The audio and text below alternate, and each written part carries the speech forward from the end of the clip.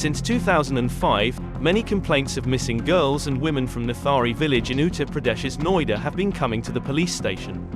The police ignored all the complaints, saying that the middle-aged women ran away from home and the girls ran away with their boyfriends. In February 2005, a 14-year-old girl went missing and her parents made several attempts to register their daughter's missing complaint at the nearby police station, but the case was not investigated due to corrupt officials. Some children who were playing cricket in that area found a part of a severed hand inside the plastic cover they got from the river. The locals said that it belonged to a human and not an animal. Some people said that there was a ghost haunting there for a long time. So 2006.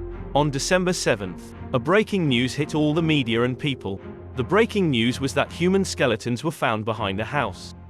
Later, the police who investigated the case received shocking information. Not one but many skeletons. Who was behind these murders?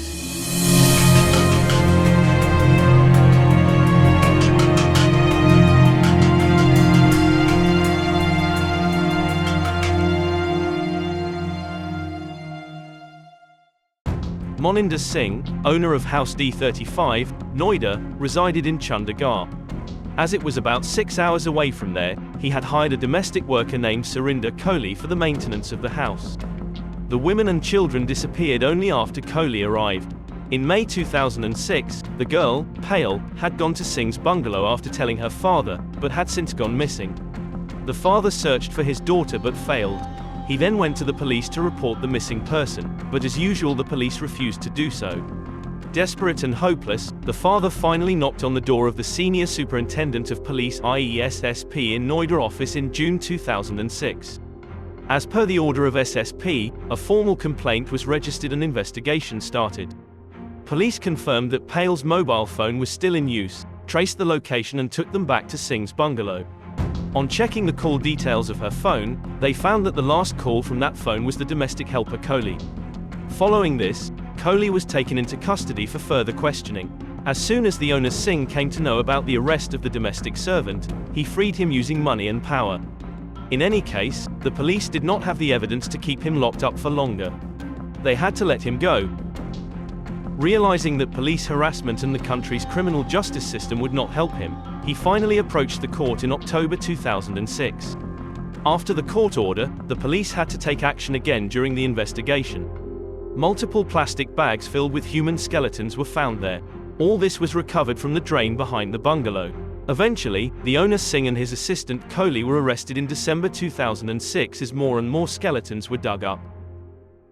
Even then, there was not enough evidence to warrant a stiff prison sentence against the accused. As more skeletons were excavated from nearby areas, the disappearance of women and children began to make sense. Instead of a case confined to the borders of a small village, it has now become a national issue and the country has demanded justice, and the Central Bureau of Investigation (CBI) has intervened in the case. The department asked for Kohli's confidential statement to be recorded 60 days after the arrest of the accused by the CBI.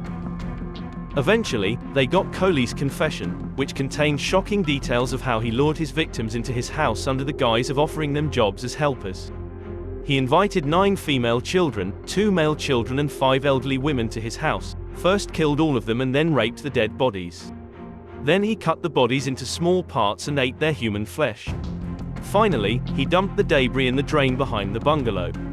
He gave a detailed account of the presence of 4 domestic servants inside the house, a gardener, 2 drivers and another female domestic servant. Kohli committed all the murders in the drawing room of the house between 9 a.m. and 4 p.m. After each murder, he took the body to an upstairs bathroom where he raped and dismembered her. He lay in the bathroom fully covered in blood until he had dinner. After dinner, he would go up again to clean the bathroom and the drawing room. Another surprising aspect of the case is that none of the additional domestic workers in Singh's bungalow were arrested or witnessed the incidents. Even Singh claimed that he had no idea what Kohli was doing in his house, which is very hard to believe. A doctor who performed autopsies on some of the recently discovered bodies indicated that the precision with which the cuts were made casts doubt on the organ trade.